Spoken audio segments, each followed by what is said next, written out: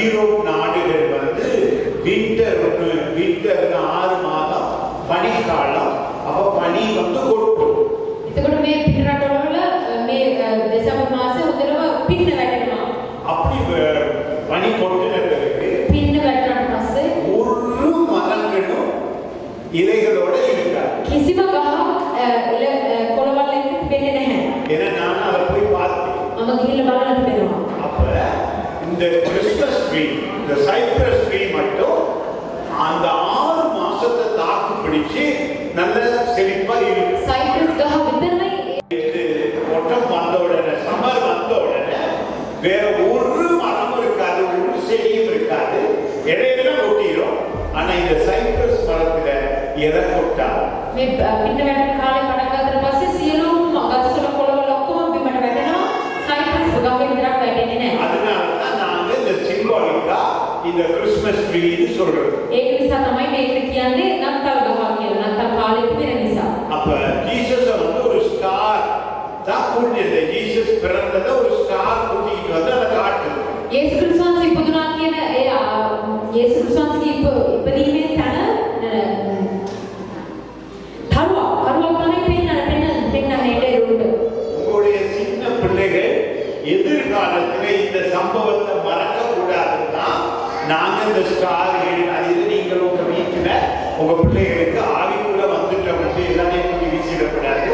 உங்க பிள்ளைகளுக்கு இந்த நாளை குறிச்சு ஒரு ஆர்வம் கொடுக்கறதுக்காக உங்க வீடுகளையும் ஒரு நட்சத்திரத்தை ஒரு லைட் எதுவும் போட்டு நட்சத்திரமா தான் இயேசு பிறந்ததை காட்டிச்சு அந்த 3 மேஜாயிரத்துக்கு சொல்லி நீங்க உங்க பிள்ளைகளுக்கு இந்த அனுபவத்தை பகிர்ந்து வச்சாதான் இன்னொரு 50 வருஷத்துல இன்னொரு 100 வருஷத்துல இயேசு சொன்னாங்கன்னா என்னன்னா வந்துருவா.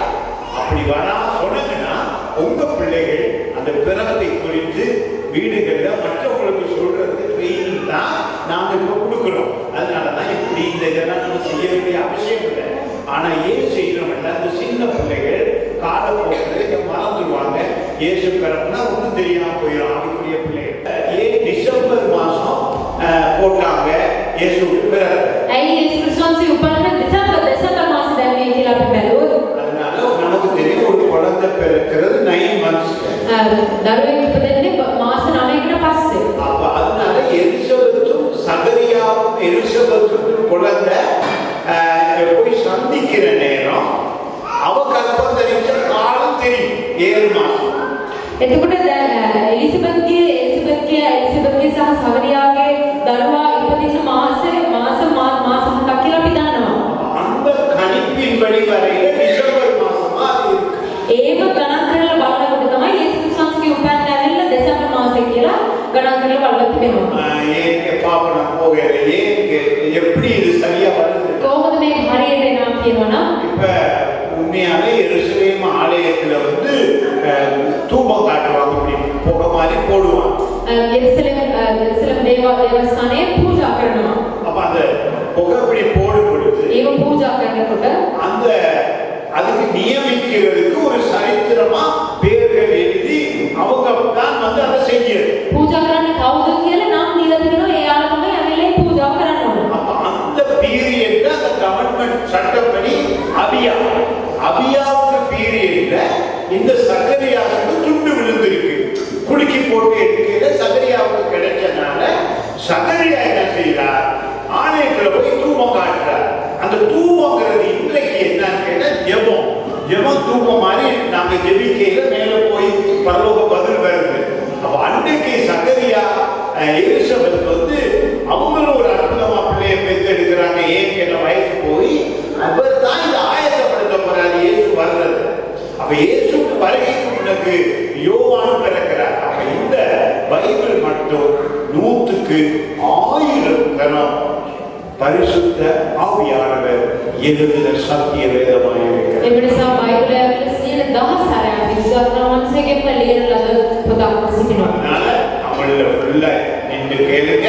அதுக்கு பிறகு சிங்களத்தை வாசிச்சுட்டு ஏரோது ராஜாவின் நாட்களில் யூதேயாவில் உள்ள பெத்லகேமில் இயேசு பிறந்த பொழுது கிழக்கிலிருந்து சாஸ்திரிகள் எருசலேமுக்கு வந்து யூதருக்கு ராஜாவாக பிறந்திருக்கிறவர் எங்கே? கிழக்கிலே அவருடைய நட்சத்திரத்தை கண்டு அவரை பணிந்து கொள்ள வந்தோம் என்றார்கள். ஏரோது ராஜா அதை கேட்டபொழுது அவனும் அவனோடு கூட எருசலேம் நகரத்தார் அனைவரும் கலங்கினார்கள். அவன் பிரதான ஆசாரியர் ஜனத்தின் வேதபாரகர் எல்லோரையும் கூடிவர செய்து கிறிஸ்துவானவர் எங்கே பிறப்பார் என்று அவர்களிடத்தில் விசாரித்தான். அதற்கு அவர்கள், யூதேயாவில் உள்ள பெத்லகேமில் பிறப்பார். அதேனென்றால் யூதேயா தேசத்தில் உள்ள பெத்லகேமே, யூதாவின் பிரபுக்களில் நீ சிறியதல்ல, என் ஜனமாகிய இஸ்ரவேலை ஆளும் பிரபு உன்னிடத்தில் இருந்து புறப்படுவார் என்று தீர்க்கதரிசியினால் எழுதப்பட்டிருக்கிறது என்றார்கள். அப்பொழுது ஏரோது சாஸ்திரிகளை ரகசியமாய் அழைத்து நட்சத்திரம் காணப்பட்ட காலத்தை குறித்து அவர்களிடத்தில் திட்டமாய் விசாரித்து, நீங்கள் போய் பிள்ளையை குறித்து திட்டமாய் விசாரியுங்கள். நீங்கள் அதை கண்ட பின்பு நானும் வந்து அதை பணிந்து கொள்ளும்படி எனக்கு அறிவியுங்கள் என்று சொல்லி அவர்களை பெத்லகேமுக்கு அனுப்பினான். ராஜா சொன்னதை அவர்கள் கேட்டு போகையில், இதோ அவர்கள் விளக்கிலே கண்ட நட்சத்திரம் பிள்ளை இருந்த ஸ்தலத்திற்கு மேல் வந்து நிற்கும் வரைக்கும் அவர்களுக்கு முன் சென்றது. அவர்கள் அந்த நட்சத்திரத்தை கண்டபோது மிகுந்த ஆனந்த சந்தோஷம் அடைந்தார்கள். அவர்கள் அந்த வீட்டுக்குள் பிரவேசித்து பிள்ளையையும் அதை தாயாகிய மரியாதையும் கண்டு சாஷ்டாங்கமாய் விழுந்து அதை பணிந்து கொண்டு தங்கள் பொக்கிஷங்களை திறந்து பொன்னையும் தூப வர்க்கத்தையும் வெள்ளை போலத்தையும் அதற்கு காணிக்கையாக வைத்தார்கள். பின்பு அவர்கள் ஏரோதினிடத்திற்கு திரும்பி போக வேண்டும் என்று சொப்பனத்தில் தேவனால் எச்சரிக்கப்பட்டு வேறு வழியாய் தங்கள் தேசத்திற்கு திரும்பி போனார்கள். அவர்கள் போன பின்பு கர்த்தருடைய தூதன் சொப்பனத்தில் யோசேப்புக்கு காணப்பட்டு, ஏரோது பிள்ளையை கொலை செய்ய தேடுவான், ஆதலால் நீ எழுந்து பிள்ளையையும் அதை தாயையும் கூட்டிக் கொண்டு எகிப்திற்கு ஓடிப்போய் நான் உனக்கு சொல்லும் வரை அங்கே இரு என்றான். அவன் எழுந்து இரவிலே பிள்ளையையும் அதை தாயையும் கூட்டிக் கொண்டு எகிப்திற்கு புறப்பட்டு போய் ஏரோதின் மரண பரியந்தம் அங்கே இருந்தான். எகிப்திலிருந்து என்னுடைய குமாரனை வரவழைத்தேன் என்று தீர்க்கதரிசியின் மூலமாய் கர்த்தரால் உரைக்கப்பட்டது நிறைவேறும்படி இப்படி நடந்தது. அப்பொழுது ஏரோது தான் சாஸ்திரிகளால் வஞ்சிக்கப்பட்டதை கண்டு மிகுந்த கோபம் அடைந்து ஆட்களை அனுப்பி, நான் சாஸ்திரிகளிடத்தில் திட்டமாய் விசாரித்த காலத்தின்படியே பெத்லகேமிலும் அதை சகல எல்லைகளிலும் இருந்து 2 வயதுக்குட்பட்ட எல்லா ஆண் பிள்ளைகளையும் கொலை செய்தார். புலம்பலும் அழுகையும் மிகுந்த துக்கம் கொண்டாடுமாகிய கூக்குரல் ராமாவிலே கேட்கப்பட்டது. ராகேல் தன் பிள்ளைகளுக்காக அழுது அவைகள் இல்லாதபடியால் ஆறுதல் அடைந்திருக்கிறார் என்று எரேமியா தீர்க்கதரிசியினால் உரைக்கப்பட்டது அப்பொழுது நிறைவேற்றிற்று. ஏரோது இறந்த பின்பு கர்த்தருடைய தூதன் எகிப்திலே யோசேப்புக்கு சொப்பனத்தில் காணப்பட்டு, நீ எழுந்து பிள்ளையையும் அதன் தாயையும் கூட்டிக் கொண்டு இஸ்ரவேலின் தேசத்திற்கு போ. பிள்ளையின் பிராணனை வாங்க தேடினவர்கள் இறந்து போனார்கள் என்றான். அவன் எழுந்து பிள்ளையையும் அதன் தாயையும் கூட்டிக் கொண்டு இஸ்ரவேல் தேசத்திற்கு வந்தான். ஆகியும் அர்கேலாயும் தன் தகப்பனாகிய ஏரோதின் பட்டணத்துக்கு வந்து யூதேயாவில் அரசாளுகிறான் என்று கேள்விப்பட்டு அங்கே போக பயந்தான். அப்பொழுது அவன் சொப்பனத்தில் தேவனால் எச்சரிக்கப்பட்டு கலிலேயா நாட்டின் புறங்களிலே விலகி போய் நாசரேத்து என்னும் ஊரிலே வந்து வாசம் பண்ணினான்.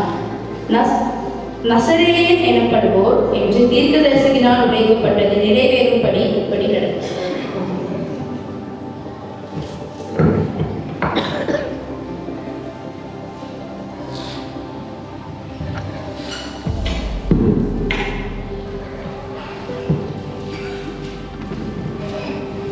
லூக்கா 2ஆம் அதிகாரம். அந்நாட்களில் உலகமெங்கும் குடிமதிப்பு எழுதப்பட வேண்டும் என்று அவசரம் தூயராயால் கட்டளை பிறந்தது. சீரியா நாட்டிலே சீரேனியு என்பவன் தேசாதிபதியாய் இருந்தபோது இந்த முதலாம் குடிமதிப்பு உண்டாயிற்று. அந்தபடி குடிமதிப்பு எழுதப்படும்படிக்கு எல்லாரும் தங்கள் தங்கள் ஊர்களுக்கு போனார்கள்.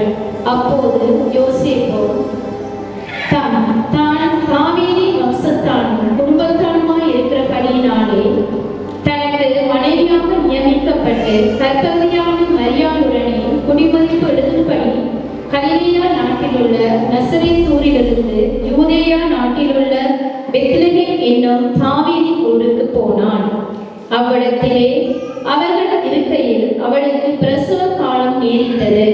அவள் தன் முதற் பேரான குமாரனை பெற்று சத்திரத்திலே அவர்களுக்கு இடமில்லாதபடியினால் பிள்ளையை துணியில் சுற்றி முன்னணியிலே கிடத்தினான். அப்பொழுது அந்த நாட்டிலே மேய்ப்பர்கள் வயல்வெளியில் தங்கி ராத்திரியிலே தங்கள் மந்தையை காத்துக் கொண்டிருந்தார்கள்.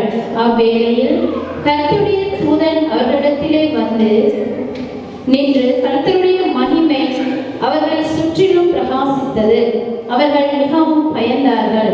தேவதூதன் அவர்களை நோக்கி, பயப்படாதிருங்கள், இதோ எல்லா ஜனத்துக்கும் மிகுந்த சந்தோஷத்தை உண்டாக்கும் நற்செய்தியை உங்களுக்கு அறிவிக்கிறேன். இன்று கர்த்தராகிய கிறிஸ்து எனும் இரட்சகர் உங்களுக்கு தாவீது ஊரிலே பிறந்திருக்கிறார். பிள்ளையை துணியில் சுற்றி முன்னணியிலே கிடத்தி இருக்க காண்பீர்கள், இதுவே உங்களுக்கு அடையாளம் என்றான். அந்த கணமே பரமசேனின் திரள் அந்த தூதனுடனே தோன்றி, உன்னதத்தில் இருக்கிற தேவனுக்கு மகிமையும் பூமியிலே சமாதானமும் மனுஷருக்கு பிரியையும் உண்டாவதாக என்று சொல்லி தேவனை துதித்தார்கள்.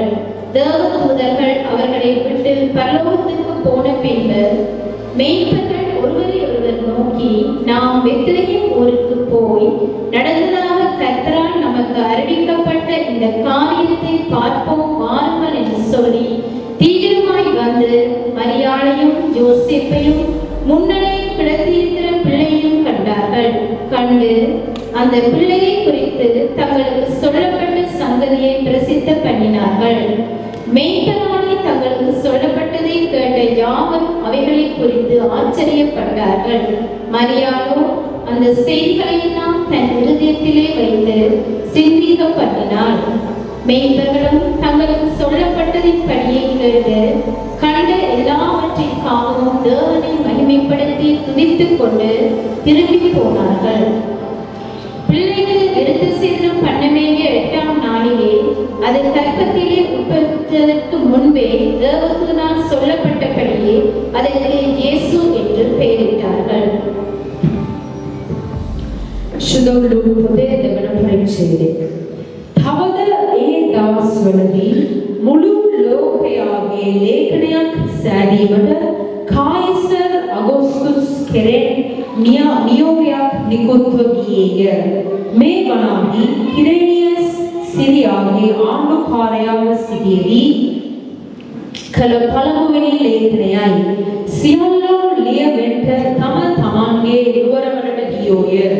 யோசேද දාවීදගේ වංශයටත් පෙළපතටත් අයිති බැවින් තමාට විවාහ බස් දුන් ගර්භණීව සිටි මරියා සමග ලියවෙන්ට ගලිලිය වූ නාසරෙත් නුවරින් පිටත්ව යුදයේ බෙත්ලහෙම් නම් දාවීදගේ නුවරට ගියේය.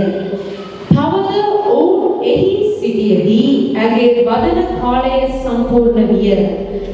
කුළුදුන් පුත්‍රයා වදා රෙදිවලින් ඔතා නවාතන් ගෙයි ඔවුන්ට ඉඩ නොතිබුණු බැවින් ගවයන් කන බොරුවක බෑවුවාය. තවද එම රටෙහි එඬේරු රෑ යාමට තමුන්ගේ බැටළු රැළ ප්‍රවේශම් කරමින් පිටණියෙහි සිටියෝය. එවිට ස්වාමීන් වහන්සේගේ දූතේ ඔවුන් ළඟ සිටියේය. ස්වාමීන් වහන්සේගේ තේජස ඔවුන් අවට බැබළුනේය. ඔවුහු අතිශයින් බයපත් වූහ. දේවදූතයා ඔවුන්ට කතා කොට බය නොවෙලා බලව මුළු සෙනගට මහත් ප්‍රීති උපදවන යහපත් ආරංචි නුඹලාට ගෙනෙමි. මක්නිසාද ස්වාමී වූ ක්‍රිස්තුස් නම් ගැලවුම්කාරයෙක් නුඹලාට දාවීදගේ නුවර අද උපන්සේක. රෙදිවලින් ඔතා ගවයින් කන ඕරුවක බාවා ඉන්න ලදරුවෙක් නුඹලාට සම්භ වෙන්නේය. මේක නුඹලාට ලකුණයයි කීවේය.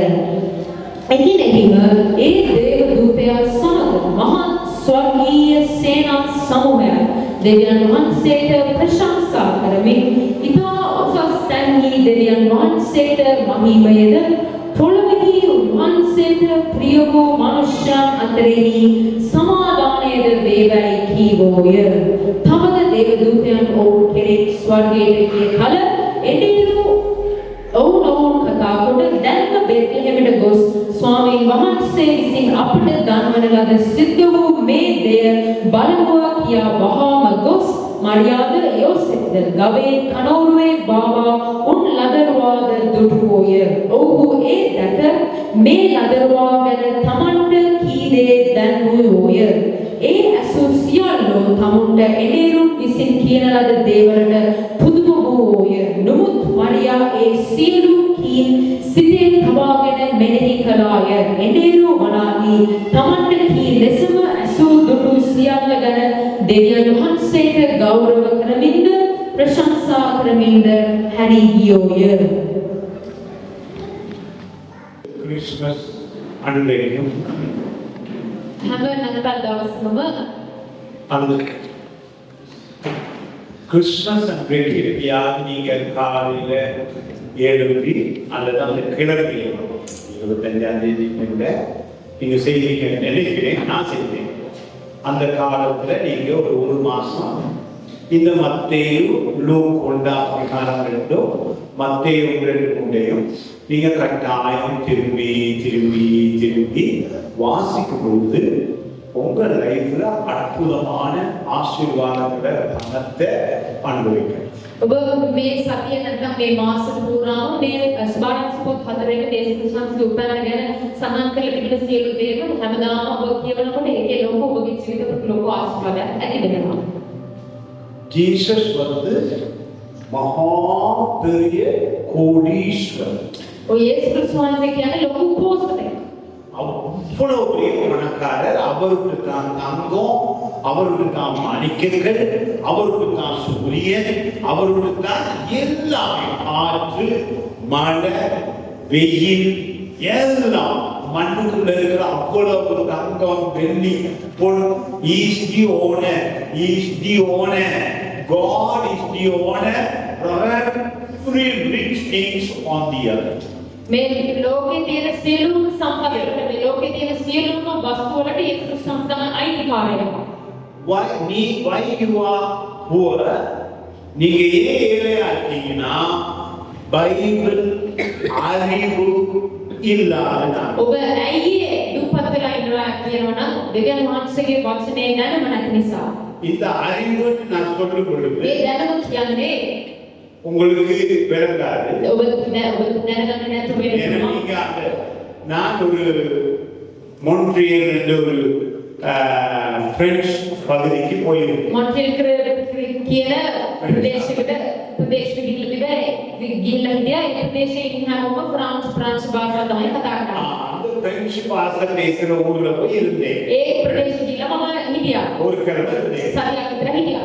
அப்படி இருக்கும் பொழுது இலங்கையில பெரிய ஒரு ப்ரொஃபஸர் யாழ்ப்பாணத்தில் ஒரு கேம்பஸ் ப்ரொஃபஸர், அவ்வளவு பெரிய ஒரு அறிவாளி. அவருக்கு ஒரு 85 வயது. දුකරදන මේ ඒ යාපන ප්‍රදේශයේ ඉඳලා ගිහිල්ලා තියෙනවා ලොකු ඉගෙනගත්ත මිනිස්සෙක් ආචාර්යවරයෙක් එහි හිටියා. அப்ப அவர் வந்து நான் பிரசங்கம் பண்ணும் பொழுது எனக்கு தெரியாது. பிரசங்கம் பண்ணும் பொழுது அவர் பின்னுக்கு உட்கார்ந்திருந்தார். මම දේශනා කරන විට ඔහු පිටපස්සේ ඉඳගෙන හිටියා. அப்ப எனக்கு தெரியாது அவருடைய மகன் முன்னுக்கு வந்து உட்கார்ந்திருக்காங்க. ඔහුගේ දුව ඇවිල්ලා ඉස්සරහ ඉඳගෙන ඉන්නවා කියලා මම දන්නේ නැහැ. நான் இந்த ஒரு வேளை சொன்னேன். நீங்க எப்படி அதை ஃபீல் பண்ணீங்க? நான் என்ன சொல்றேன்னா, நீங்க சிக்கா இருக்க காரணம், நீங்க ஏழையா இருக்க காரணம், படிக்காமல் பிள்ளைகள் இருக்க காரணம், திறமை இல்லாம இருக்க காரணம், அன்பு இல்லாம இருக்க காரணம், சந்தோஷம் இல்லாமல் இருக்க காரணம், வியாதியில இருக்க காரணம் ஒரே ஒரே ஒரே ஒரே ஒரு காரணம். ඔබ ලෙඩරෝගී ඉන්නවා නම් ඔබ සතුටු නැතුව ඉන්නවා නම් ඔබ සැනසීම නැතුව ඉන්නවා නම් ඔබ ප්‍රශ්න වැඩි ඉන්නවා නම් ඔබ ඒක ගොඩක් දුකින් වේදනාවෙන් ඉන්නවා නම් ඒකම එක හේතුවයි තමයි. ඒකද හේතුවයි ඔක්කොටම තියෙන්නේ. உங்களுக்கு பைபிளை குறித்த knowledge இல்ல. ඔබට දෙවියන් වහන්සේගේ වචනය ගැන දැනුම නැති නිසා නැති තමයි. அப்ப நான் பிரசங்கம் பண்ணிக்கிட்டு இருந்தேன். මම දේශනා කරමින් සිටියා. இந்த ஒரு வேர்ட் தான் அன்னைக்கு போதும். මේ වචන මේ එකම වචන තමයි මම එදා දේශනා කළේ.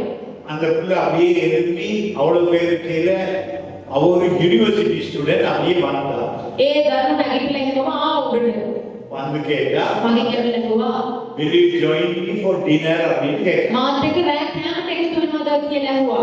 அப்ப எனக்கு யாரு எவருன்னு தெரியாதனால ஒரு சிரிச்சிட்டேன். මම එතකොට මම පොඩි හිනාවක් දැම්මා. எனக்கு தெரியாது, இப்ப நம்ம போதிச்சுட்டு இறங்கல can you come to have a dinner with me அப்படின்னு ஒரு பொம்பளை என்னை வந்து கூப்பிட்டா நான் என்ன சொல்ல, எனக்கு ஒரு யோசனை தான், என்னடா கூப்பிடுறா அப்படின்ட்டு இறங்கி போனோம்னா அந்த ப்ரொஃபசர் அவர் சொன்னாரு, is my daughter is very interested the word that we have told about knowledge, she is in the university. Please join us, Father. We have many questions about God, about the word. We want to discuss with you. அப்படின்னு என்னைய கூப்பிட்டாங்க. එතකොට ඒ අහුවවිල පස්සේ ඒ තාත්තාවල කතා කරලා කිව්වා මේ මගේ දුව මදුවයි මෙයාට මෙයාට ගොඩක් අපිට දෙවෙනි මාසෙක වචන ගැන ගොඩක් ප්‍රශ්න තියෙනවා. ඒ ප්‍රශ්න සියල්ලම අපි ඔබගෙන් අහන්නට අපි කැමති වෙනවා. ඒ නිසා අපි සමග එකතු වෙන්න දැන් කැමති කියලා තාත්තා දුවයි දෙන්නම එකතු වෙලා මාව කතා කරා. பாருங்க, ஒரு ஃபேமஸ் ஹோட்டல்ல போய் எனக்கு சாப்பாடு கொடுத்தாங்க. ගොඩක් ප්‍රබල කෑම කඩේ දීලා මට කෑම දුන්නා. காணிக்கை கொடுத்தாங்க. මට පන්සල දුන්නා. எனக்கு எல்லா உதவியும் මගේ செஞ்சாங்க. සියලුම උපකාර කරා. அதனால இன்னைக்கும் அவங்க கேக்குறாங்க, உங்களுக்கு என்ன செய்யணும் பார்த்து ஒரு கால் கொடுங்க. දැනුත් කියනවා මොකද්ද ඔබතුමාට ඕනේ ඔබ එක දුරකථනයක් දෙන්න. ஒரு வார்த்தை நான் என்ன சொன்னேன், நீங்க பிரச்சனையில இருக்க துன்பத்துல இருக்க காரணம் வேத அறிவு இல்லாதவை அப்படின்னு சொன்ன உடனே அவளுக்கு அதை புரிஞ்சிக்குது மைண்ட்ல. இன்னைக்கு உங்களுக்கு சொல்றேன், நான் இப்ப பாருங்க பாருங்க யோசேப்ப இயேசுவ மார்க்கையும் யோசேப்பையும் தச்சன் அப்படின்னு மட்டும் சொல்றாங்க. යේසුස් වහන්සේගේ තාත්තා යෝසෙෆ් කියන්නේ ලී කඩ කරගෙන කෙනා කියලා. ஆனா ஒரிஜினல் ஹிஸ்டோரியன் ஒருத்தர் எழுதின அவருடைய வருமானம் ஒரு நாளைக்கு கோடி கணக்கு யாருக்கு யோசேப்புக்கு வருமானம் இப்ப நான் உங்களுக்கு வாசிப்பேன். 1 2 3 4 5 6 7 பூரண தொழில் செய்தவர் யோசேப். මේ යෝසෙෆ් කියන එක්කෙනාවිල්ලා ගොඩාක් හම්බ කරපු මුදල් හම්බ කරපු හොඳ පොසත් මිනිස්සෙක්. එතකොට එයා කරපු වැඩ කතාවක් තිබෙනවා. ඉතිවත් දීලා තියෙන ඒක දැන් කියවන්නටයි. பாரம்பரியமா இயேசு ஒரு பிச்சைக்காரனா, யோசேப் பிச்சைக்காரனா, திங்கராதனை மாதிரி காட்டி மான் தொழுவத்துல பிறந்தார். ஒரு சின்ன ஒரு இப்படி ஒரு ஃபேமஸ் பிரசங்கியா இருந்தார். அவரு காய்ச்ச உடனே முன்னுக்குள்ளவங்கன்னா ஐயோ கடவுள் வந்து மாட்டு தொழுவத்துல பிறந்துட்டாரு, எவ்வளவு வெட்கம் அப்படின்னு சொன்னாங்க. ඔහු දේශනා කරනකොට කඩේ කිව්වලු දෙවියන් වහන්සේ මෙහෙම ගවර්නර් ඉපදුනා නේද ගොඩක් ලැජ්ජාවෙන් කියලා. அப்படின்னு அங்க ஒரு பய உட்கார்ந்துட்டாங்க. එතන පොඩි දරුවෙක් ඉඳගෙන හිටියලු. அவன் கையை தூக்குனான். ඔහු අත උස්සලා அவன் சொன்னானா, கொஞ்சம் முன்னுக்கு வந்து நான் ரெண்டு மூணு கேள்வி கேட்கலாம். මම ප්‍රශ්න දෙකක් අහන්න පුළුවන්ද කියලා. அவன் சரி வா அப்படின்னு கேட்டான். එතකොට මේ දේවස්සේ කිව්වා ඒක කියලා. அவன் கேட்டானா, ඔහු අතවලු மாடு யாருக்கு? අහනක් කවුද වරපා කෙදේ. அவன் சொன்னானா, ஜீசஸ். දෙවියන් වහන්සේගේ කියලා. கடன் யாருக்கு? මුහුද කාගේද කියලා. அது ஜீசஸ் சொன்னான். તો දේවස්සේ කිව්වල ඒක දෙවියන් වහන්සේගේ. ஆகாசம் யாருக்கு? මේ අහස් කාගේද කියලා. அது ஜீசஸ். ඒක දෙවියන් වහන්සේගේ කියලා ඒසෙවි. மண்ணு யாருக்கு? පොළොව පස් කාගේද කියලා. அது ஜீசஸ். ඒක යේසුස් වහන්සේගේ. ஏன் கவலைப்படுறீங்க? முழு உலகமும் அவருக்குன்னா, அவர் காட்டுல பிறந்தாயினா, கடல்ல பிறந்தாயினா, மாடுவெட்டியில பிறந்த எல்லாம் அவருக்கு தானே. அதனால அவர் விரும்பின இடத்துல பிறந்தாருன்னா එතකොට ඒ කතාවලු கத்திர படி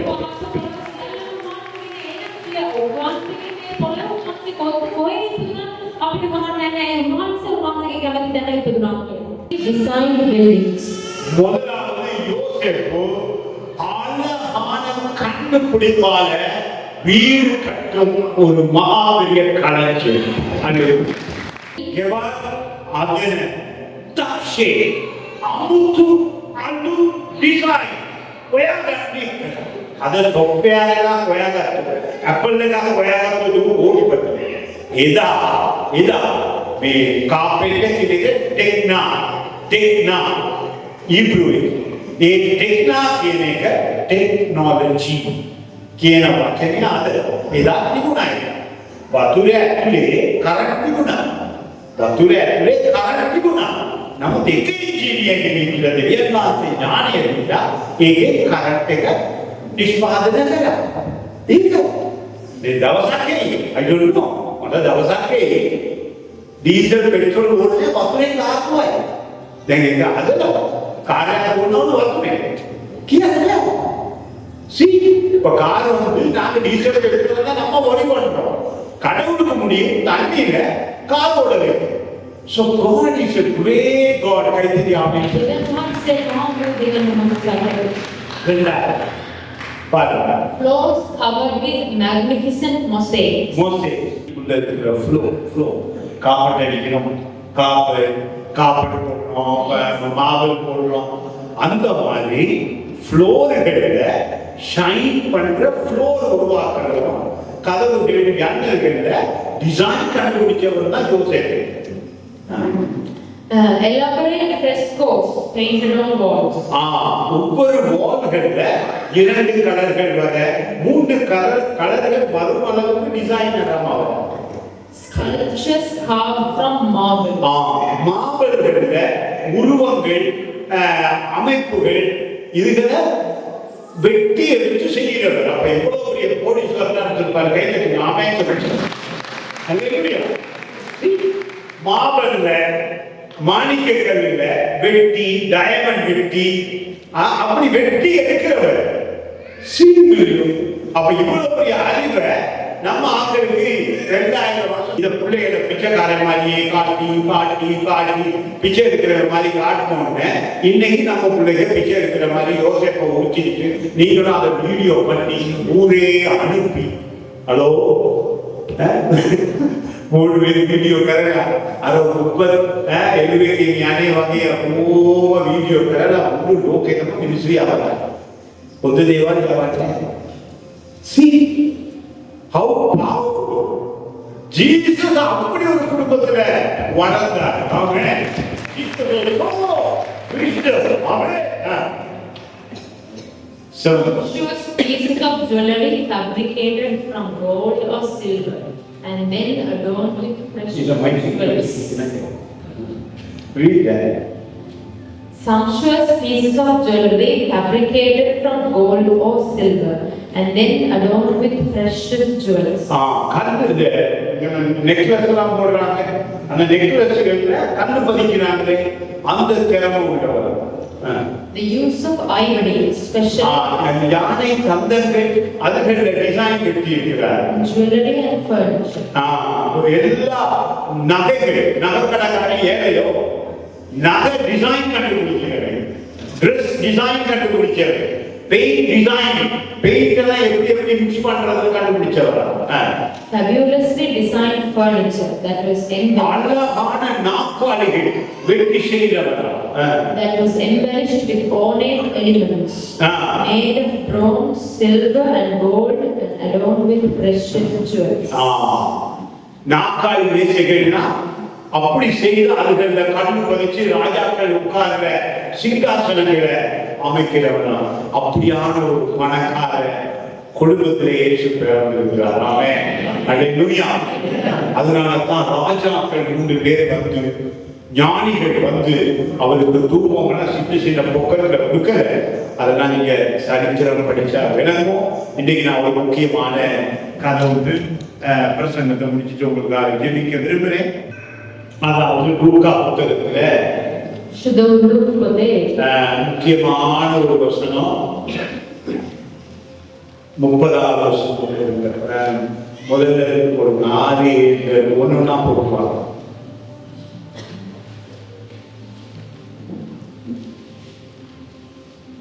லூக்கா அவ்விடத்திலே அவர்கள் இருக்கையில் 1வது ஒரு 6வது வசனத்தில் கொடுக்கிறது.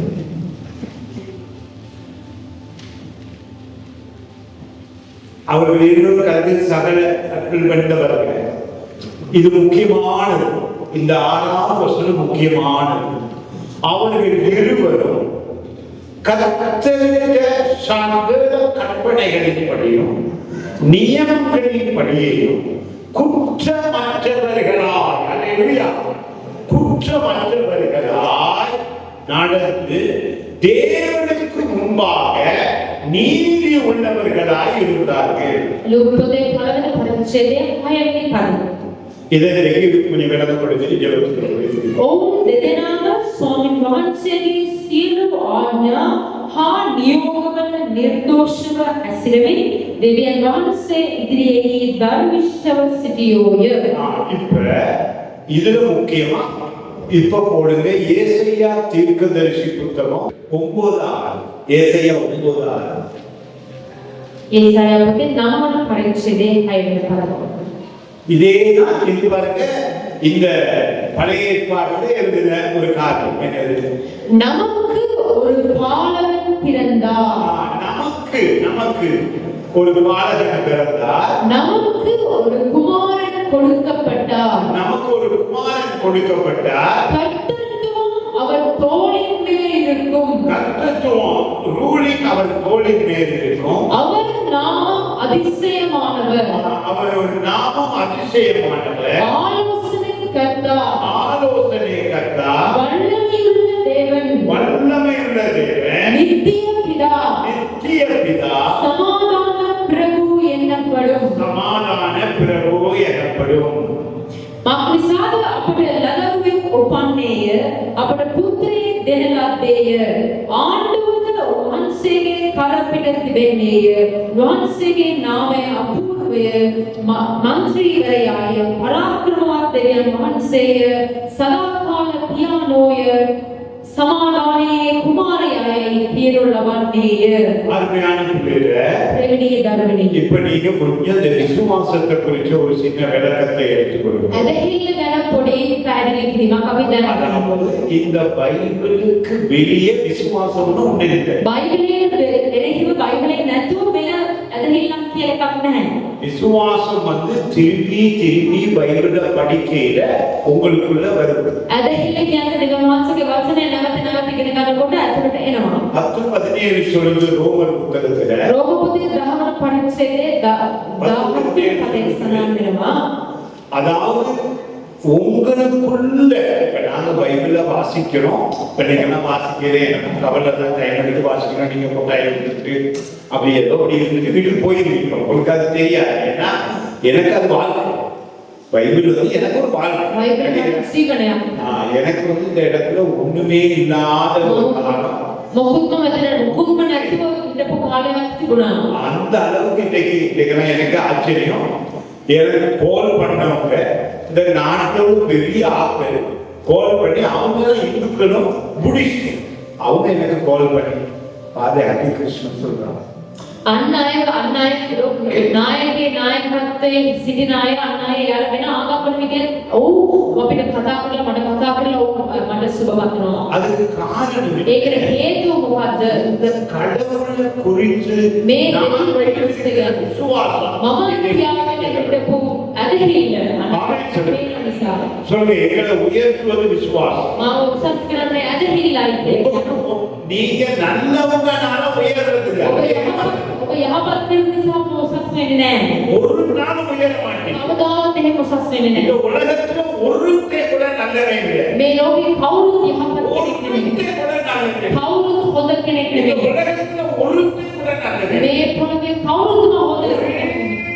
ஒரு நல்லவர் ඒකම එක පුද්ගලයෙක් ඉපදුනා නම් ஒரே ஒரு நல்லவர் ඒකම එක හොඳ පුද්ගලයෙක් ඉපදුනා அவர் නම් நம்முடைய ஆண்டவராகிய இயேசு. ඒක තමයි යේසුස් ක්‍රිස්තුස් කුමාරයා. அதனாலதான் பாருங்க, அந்தபடியே அங்க பாருங்க, சகரியா எலிசபெத் நீதிமான்கள்.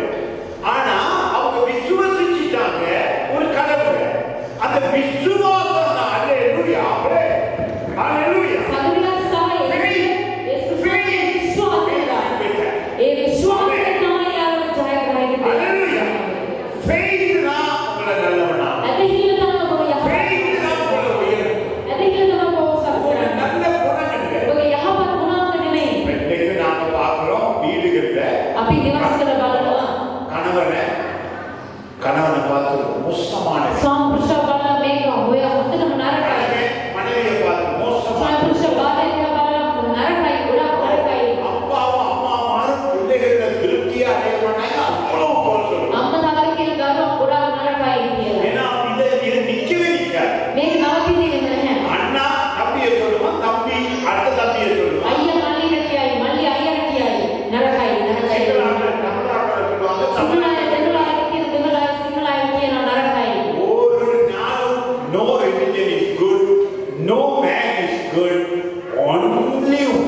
person.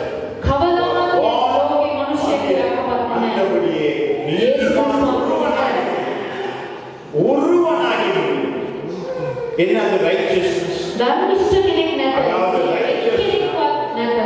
righteousness ධර්මිෂ්ඨකම කියන්නේ நீங்க ඔබ கடவுளுக்கு முன்பாக දෙවියන් වහන්සේ ඉදිරියේ සුදුසුකම් ලබන கடவுளுக்கு முன்பாக தகுதியான දෙවියන් වහන්සේ ඉදිරියේ සුදුසුකම් ලබන දෙවියන් වහන්සේ ඉදිරියේ සුදුසුකම් ලබන ஒரே ஒருத்தர் அதிசயம் එකම එක පුද්ගලයෙක් අවසන් කළා.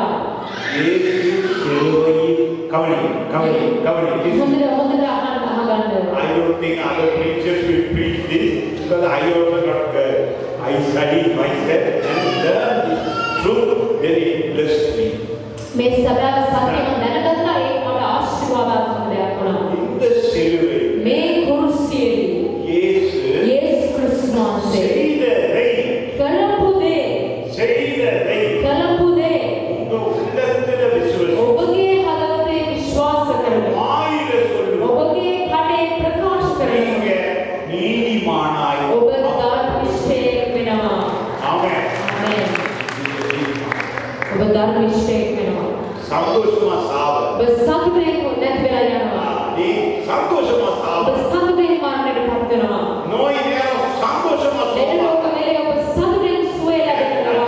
நீங்க சாக தேவை ඔබ වේල මරණයට පත් ஏன்னா වෙනවා. இயேசு வந்தோட மரணம் இல்லாம යේසුස් වහන්සේ පැමිණියාට පස්සේ මරණය කියන දේ வியாதி இல்லாம வாழ ලෙඩ රෝග නැතුව ජීවත් වෙන්න බැහැ. வியாதி வந்து தொட முடியாது ලෙඩ රෝග අල්ලන්න ඔබ විනාශ ஏன்னா කරන්න බැහැ. இயேசு சிலுவையில உன் நோய்களை சுமந்து தீர்த்திருக்கிறார். අපගේ සීලම ලෙඩ කුසලා ගත්තා. உன் கண்ணீரை தொடச்சி இருக்கிறார். ඔබගේ කඳුළු සියල්ල විනාශ කළා.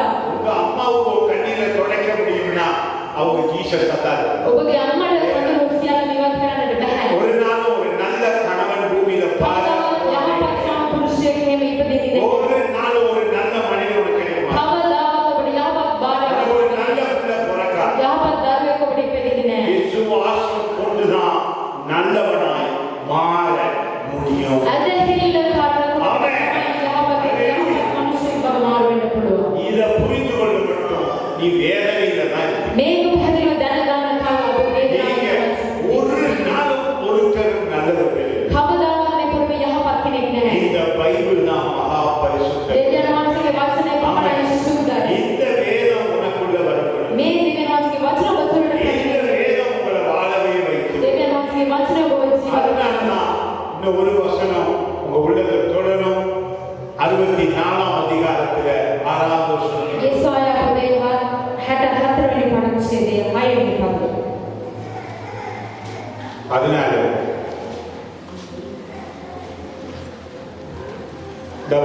நாங்கள் அனைவரும் தீட்டானவர்கள் போல இருக்கிறோம். எங்களுடைய நாங்கள் நல்லது செய்ய முயற்சித்தால் අපි යහපත් කරන්න උත්සාහ කරනවා නම් ஆனா ஒரு நாள் அது செய்ய ඒක முடியாது. අපිට කරන්න බැහැ. ஆனா அழுக்கான கந்தையை போல இருக்கிறது. ஆனா அந்த அழுக்கான கந்தை துணிக்கு ஒப்பிடும். துணிக்கு அழுக்கான கந்தை வீசலை வச்சுக்க கூடாது. நம்ம செய்த நல்லதெல்லாம் தூக்கி வீசிடுறது. අපි කරන සියලු යහපත අයින් කරන්න ඕනේ. ஏன்னா நீங்க எந்த நேரம் நினைக்கிறீங்க தானே? අපි හිතනවා අනිත් අය වැරදි මගේ දරුවෝ වැරදි සිටිනවා කියලා අපි හිතනවා නේද? ஓ இந்த வீட்டுக்குள்ள எனக்கு சந்தோஷமா இருக்கே. මේ නිවසේම සතුටින් සිටින්න இந்த බැහැ. தொழில் சரியில்லை. මේ රසාව හරි இந்த නැහැ. படிப்பு சரியில்லை. මේ ඉගැන්වීම හරි இந்த නැහැ. உடுப்பு சரியில்லை. මේ අඳුම හරි නැහැ. நான் எவ்வளவு பணமே எனக்கு நல்ல மகிழ்ச்சியே இல்லை. මට කොච්චර උදන් තුනක් සතුටක් உங்க නැහැ. உள்ளத்துல நீங்க போராடுங்க. මගේ ඔබගේ හදවතේ ඔබ ஏன்னா நீ කතා ஒண்ணு நம்புவேன். ඇයි ඔබව විශ්වාස அதைத்தான் இங்க சொல்லுது. நீங்கள் அனைவரும் தீட்டானவர்கள். ඔබගේ අපිට අපි කිලුණුයි කියලා වචනේ உங்களுடைய තියෙනවා. நல்ல கிரியைகள் தான் அழுக்கான கந்தை வீசு அப்படிங்கிறார். අපි කරන සියලු යහපත් දේවල් ඔක්කොම කිලුණු වෙන රෙදි. பௌத்தர்கள் பிழையா இருக்கலாம், அதுல பிழையே இல்லை. சொல்லுங்க. බෞද්ධය වැරදි වෙන්න පුළුවන්. ඒකේ කිසි වැරද්දක් නැහැ. இந்து மக்கள் பிழையா இருக்கலாம். හින්දු ජනතාව වැරදි වෙලා ඉන්න පුළුවන්. ඒක තමයි නැහැ. மக்கள் பிழையா இருக்கலாம். මුස්ලිම් ජනතාව වැරදි වෙලා ඉන්න පුළුවන්. நம்ம ඒක கிறிஸ்தவர்கள் பிழையா இருக்கலாம். අපි ක්‍රිස්තියානි ජනතාව වැරදි වෙලා ඉන්න පුළුවන්. நீங்க எந்த நேரம் பிழை தேவைன்னா பிழை இருக்கும். ඔබ හැම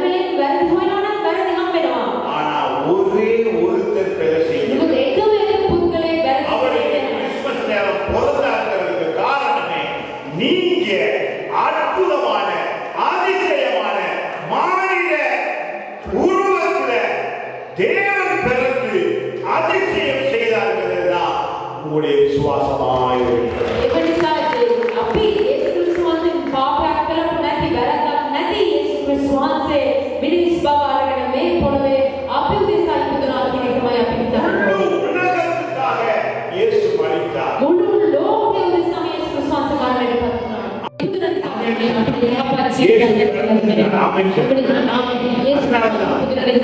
பாருங்க, எங்களுடைய நீதியை நடந்ததெல்லாம் அடுத்து கதையா இருக்கு. விலகிக்க கஷ்டம், விலகினா ஒரு ஆசீர்வாதம். அடுத்து சொல்லுது, அனைவரும் இவர்கள் நாங்கள் அனைவரும் கவனிங்க நாங்கள் அனைவரும் இலைகளை போல் உதிர்கிறோம்.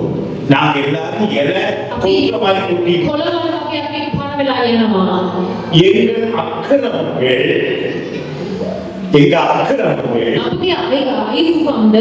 காட்சி கொண்டு போற மாதிரி உலகம் இருக்கலாம். You don't like to have a good word. You don't like to have a good sin. Sin is compared to wind. ஸ்ரீலங்காவில் இருக்க பாவம்னா இந்தியாவுக்கு போயிடும். இந்தியாவில் இருக்க பாவம்னா பாகிஸ்தானுக்கு போயிடும்.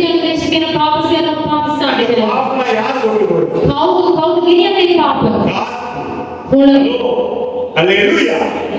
அதனால நல்ல உலகம் வராது.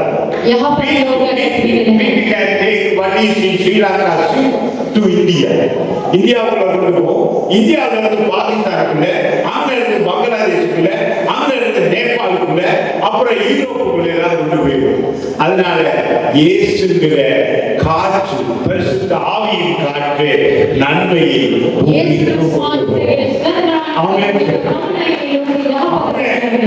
அதுதான் எங்கள் அக்கிரமங்கள் காற்றை போல் எங்களை அடித்துக் கொண்டு போகிறது, அழித்துக் கொண்டு போகிறது. பாவம் அழியாமல் தப்பிக்க ஒரே ஒருத்தர் பூமிக்கு வந்தார், அவர் இயேசு.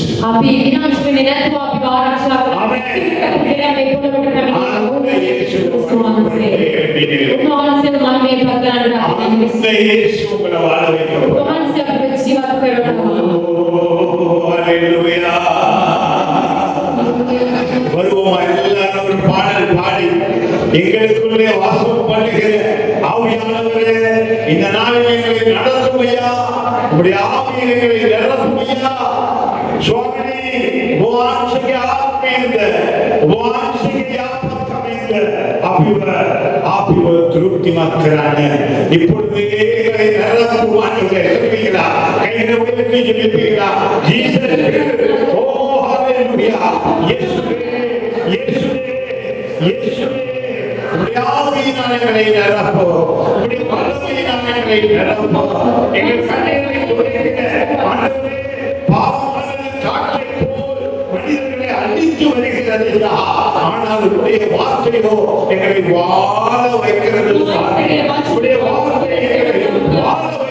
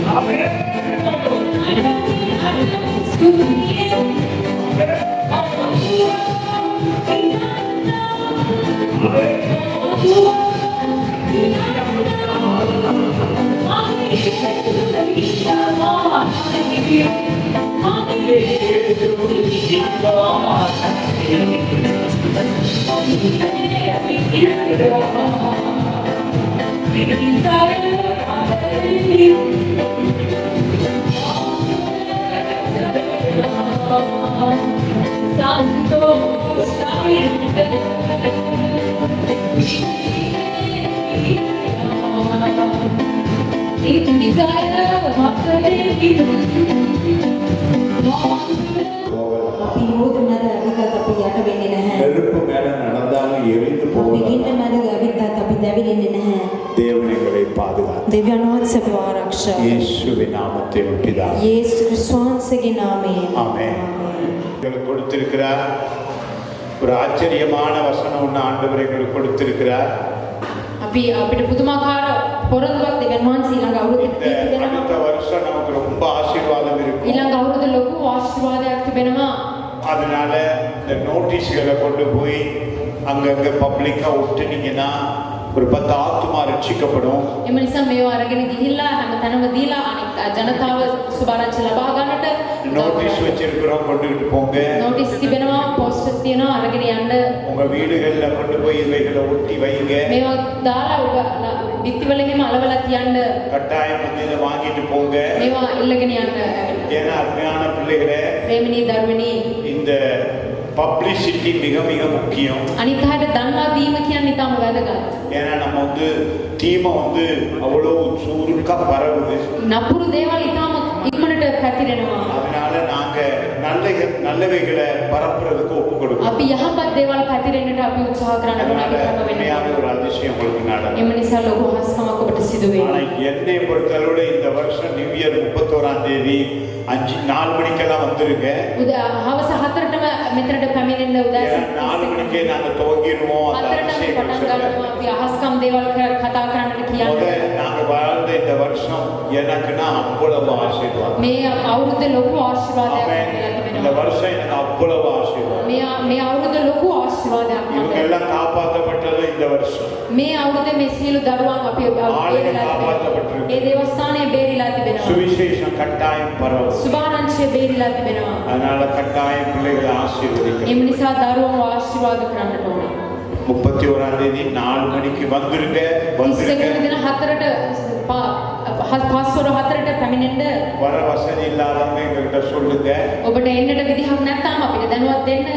காசு எதுவும் உங்களுக்கு டிராவல் பண்றதுக்கு இல்லாட்டி கேளுங்க, நம்ம ஏதாவது முடிஞ்ச உதவியை செய்யறோம். මුදල් ප්‍රශ්නයක් මොකක් හරි තිබෙනවා නම් අපිට පුළුවන් තරම් අපිට උදව් எப்படியாவது කරන්න. பஸ் தேடி இங்க வந்து தங்கி அந்த நியூ இயர்ல ஒரு பெரிய ஆசை உண்டாகட்டும். 31 වෙනි දින රෑ ඇවිල්ලා මෙතන ඇවිල්ලා ඒ සුබ අලුත් අවුරුද්ද ලස්සනට ප්‍රශංසාව සමග අපිත් එක්ක එකතු වෙලා ඒක